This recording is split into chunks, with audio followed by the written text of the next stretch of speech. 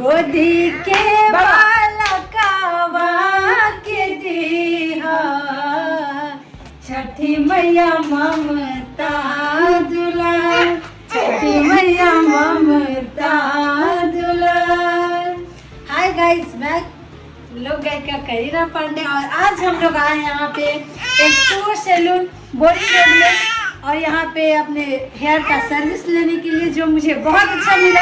और हम आप सबसे भी बोलेंगे कि आप लोग भी यहाँ आए और यहाँ अपने जो भी हेयर ट्रीटमेंट, नेल, जो भी वगैरह जितना भी करवाना है सब आप लोग यहाँ पे आके करवाए। और यहाँ पे बहुत अच्छा सर्विस मिला, जैसा कि आप लोग मुझे देख सकते हैं। तो आप लोग भी यहाँ पे आए और सर्विस लीजिए और देखिए, बहुत ही अच्छा है। हम बहुत जगह पटना में कराए हैं, लेकिन यहाँ आज नागेश्वर कॉलोनी है, नागेश्वर कॉलोनी बोरिंग रोड में H2O बहुत ही अच्छा है। और हम लगातार काफी टाइम, जब भी आप लोग हो सकता है हम लोग मिल सकते हैं ना, दोबारा मिलेंगे जरूर, बहुत जल्द आप लोग भी आइए और एक बार ट्राई जरूर करिए। बहुत ही अच्छा है और बहुत ही अच्छा सर्विस मिल रहा है।